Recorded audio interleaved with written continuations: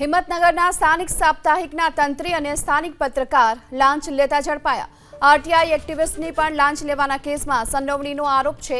ફરિયાદી કેતન પટેલે ફરિયાદી પાસે 5 લાખની લાંચ માંગી હતી અને ફરિયાદીની અરજીનો તત્કાલ નિકાલ કરવા માટે આ લાંચ માંગી હતી। એસીબીએ ટ્રેપ ગોઠવી ખાનગી પત્રકારને લાંચ લેતા રંગે હાથે ઝડપી લીધા।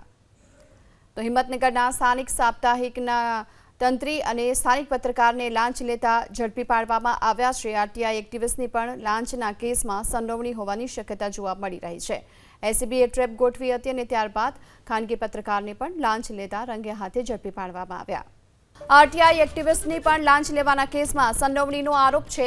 ફરિયાદી કેતન પટેલે ફરિયાદી પાસે 5 લાખની લાંચ માંગી હતી અને ફરિયાદીની અરજીનો તત્કાલ નિકાલ કરવા માટે આ લાંચ માંગી હતી। એસીબીએ ટ્રેપ ગોઠવી ખાનગી પત્રકારને લાંચ લેતા રંગે હાથે ઝડપી લીધા।